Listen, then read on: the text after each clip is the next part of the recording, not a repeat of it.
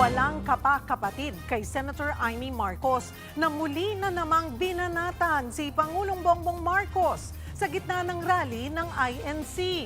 Habang si Senator Alan Peter Cayetano nag-aalaban sign at muling binira ang Senado na kinabibilangan din niya.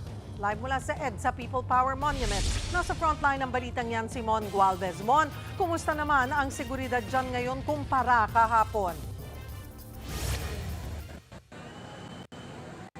Cheryl, bago ko sagutin yan, ilang minuto bago tayo magsaipapawid, dumating dito mismo sa White Plains Avenue sa Quezon City si Senator Rodante Marcoleta.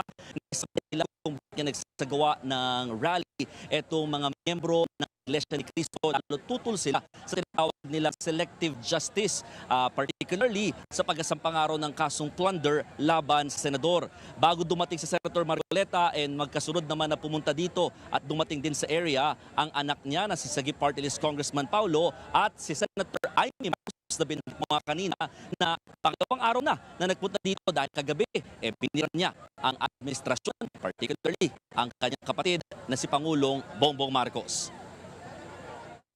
Suklam ang gobyernong manhid, gobyernong tulog, lasing sa kapangyarihan, wala silang pakialam. Pagkat itong gobyerno ay bangag! Yan ang walang prenong pahayag ni Senator Amy Marcos laban sa administrasyon ng kanyang nakababatang kapatid na si Pangulong Bongbong Marcos. Sa dinaluhan niyang surprise rally ng Iglesia ni Cristo kagabi, walang patid na binira ng senadora ang gobyerno. Kabilang dyan ang nakatakdang official visit ni PBBM sa Canada ngayong araw. Sadyang pipiliin pa bumiyahe, makihalubilo sa Canada, sa mga dayuhan sa Amerika, habang ang Pilipino ay nagdurusa. Hindi itong unang beses na umiksena si Senator Amy sa rally ng INC. November nung nakarang taon, hayagang inakusahan ng super ate ang First Family. Batid ko na nagda-drug siya. Mas lumala ang kanyang pagkalulong sa droga.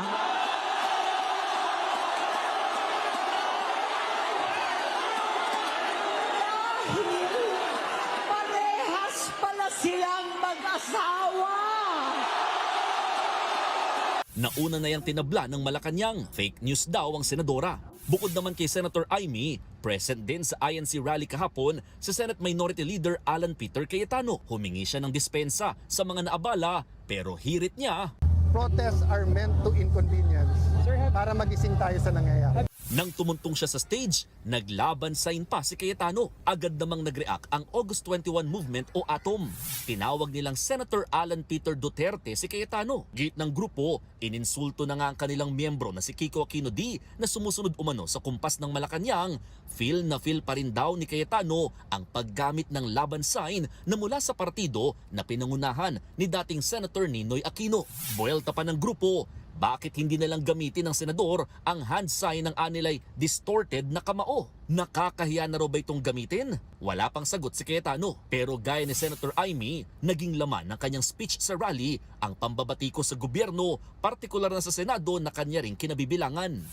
Ang rally na idinaos ng Iglesia para raw suportahan si Senator Rodante Marcoleta na nakatakdang sampahan ng kasong plunder ng ombudsman. Kaya mga kaalyado nila gaya na lamang ni na dating Cavite Congressman Kiko Barzaga, Mike Defensor at Chavit Singson present sa INC rally. Si Batangas 1st District Representative Leandro Leviste mula kahapon hanggang ngayon pabalik-balik din sa rally. Pinagmalaki niyang may 500 taga-distrito niya sa Batangas na pawang hindi miyembro ng INC ang pumunta rin daw sa lugar bilang suporta. Panawagan nga niya sa mga kapwa kongresista. Trabaho natin bilang mga congressman na suportahan sila sa kanilang mga advokasya, which in this case is worth supporting for everyone. Transparency for a better democracy. Ang gusto ng lahat dito, true justice, hindi po yung selective justice. Samantala, tinanong naman natin ang ilan sa mga miyembro ng INC tungkol sa kanilang mga ipinaglalaban. Ang sagot nila, hindi kami nanggugulo. Dapat lang itama ang mali. Kasi kawawa naman kaming mamamayang Pilipino. Binoto namin sila eh. Dapat itinama nila, hindi nila kami niloko. Kaya nagtiwala lang naman kami sa kanila eh. Di ba? Oh, yun lang naman yun. Yung pagtitiwala namin, sinira nila. Kung sino pa yung mga nagtataguyod ng katarungan, sila pa yung ngayon ay sinasampahan ng kaso. So, parang hindi yata tama. So, narito kami para makiisa na. Ang transparency na hinahanap natin at walang talagang kasi nagiging parang selection yung justice din kung minsan sinasabi nila. Sana maging patas talaga. Kung sino pang tama, yan pa ang kinakasuhan po. Ang mga mali po, sila pang namamayani. Kaya nandito kami para ipaglabang namin ang karapatan. Nagpamorningan sa EDSA ang libo-libong miyembro ng INC bilang suporta sa kasamaan nilang si Senator Marcoleta. Meron nang sumalampak sa kalsada. Gumawa nila sila ng mga improvised na bubungan habang ang iba, kanya-kanyang payong muna. Dala rin nila ang mga placard na may nakasulat ng pagtutol sa sinasabing selective justice kay Senator Marcoleta. Kumpara kahapon, wala na sa EDSA ang mga nagkilos protesta. Lahat sila nasa kahabaan na lamang ngayon ng White Plains Avenue na isinara na muna sa mga motorista.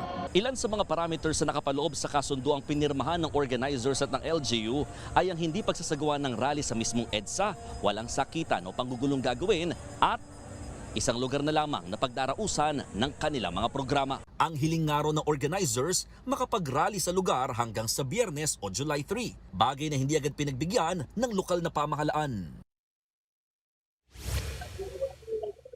Cheryl, sa mga oras na ito, inaantay na magsalita sa entablado itong si Senator Rodante Marcoleta. Pero bago siya, mukhang mauuna muna magsalita muli. Ano yan? Ani Marcos at ang kanyang anak, anak ni Senator Rodante Marcoleta na si Sagip Party List Congressman Paulo. As of 6 p.m., umaabot na ng 8,000 ang crowd estimate dito sa White Plains Avenue or sa paligid ng People Power Monument ng EDSA para nga sa mga dumadalo dito sa ikalawang araw ng rally ng Iglesia ni Cristo. At pinayagan na or nag-apply ng permit itong group or organizers para nga sa pangatlong araw ng kanilang rally bukas. Magsasimula yan alas 8 ng umaga at magtatagal ulit ng alas 8 ng gabi. So mukhang pamorningan ulit at talagang mag-overnight dito ang ilan sa mga miyembro ng INC na dito dumalo sa ginagawa ng rally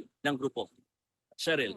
Sabi mo nga, dumating na dyan si Senator Rodante Marcoleta. Kamusta ang pagtanggap sa kanya? Bagamat mamaya pa siya magsasalita. Alam na ba ng crowd na nandyan siya? Yes, Cheryl. Actually, naabangan natin at naaktuhan natin yung pagbaba mismo ni Senator Rodante Marcoleta. Medyo malayo-layo siya mula sa pinaka-holding area, so nilakad niya yan. Nagulat ang mga tao nang siya ay biglang bumaba sa kanyang sasakyan at siya ay escorted ng kanyang security at may mga bulletproof vest din at saka bulletproof na mga pinapaligid sa kanya para nga siya ay maprotektahan habang nilalakad itong mahaba-haba.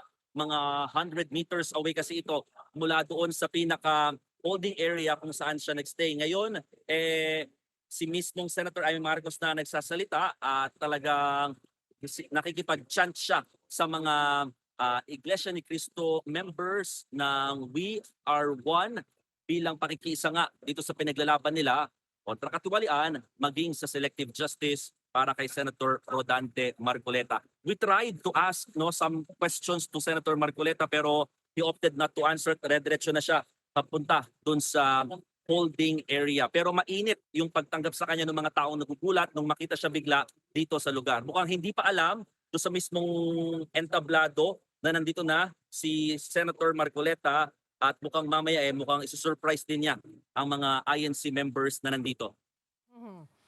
Mon, sabi mo nga ay pinayagan na ulit ng binigyan na sila ng permit ng extension ng Quezon City, ng LGU ng Quezon City. So, yung permit today, ano yun? Pwede silang dire-diretso or kasi hanggang 8 p.m.? Kasi kanina sabi mo 8 a.m. to 8 p.m. So, kailangan by 8 p.m. they're done and then they go back tomorrow ng 8 a.m.? Ganun ba yon?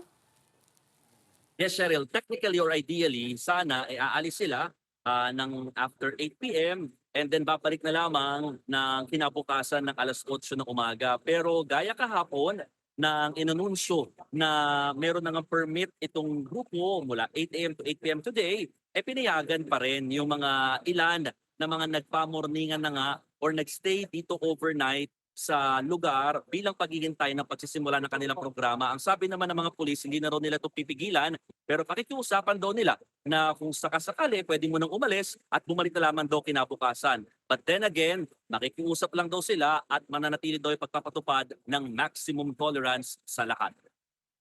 Marami ba dyan ang hindi umalis? Paano rin sila, maayos ba yung mga portable na toilet? Paano yung kalinisan dyan? Paano sila kumakain? May nagpo-provide ba o kanya-kanya yan? Good question, Cheryl. No? Actually, sobrang laking sakripisyo para sa mga miyembro ng INC na dito na nga pinili mag-overnight o manatili para nga sa kinabukasan ng kanilang mga programa. Yung isang nakausap natin, ang baon niya ay isang damit lang daw para nga hindi na aalis at di na uuwi, no? Para nga sa kasagsagan nitong rally. So in terms of pagkain, may mga namimigay, no? May mga namamahagi ng pagkain ng libre. May mga namimigay din ng mga snacks, chips, and then even drinks.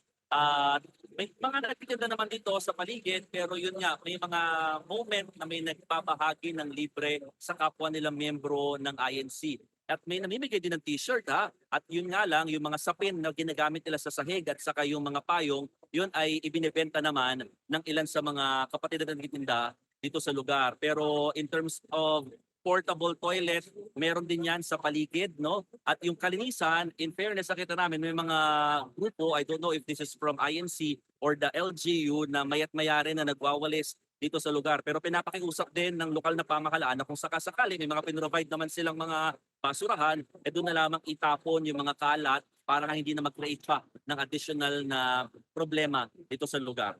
Cheryl. Maraming salamat, Mon Gualvez. Mga kapatid, Cheryl Hosing po. Maging maalam at may pakialam sa mga napapanahong issue at headlines. Mag-follow at mag-subscribe na sa social media pages ng News 5.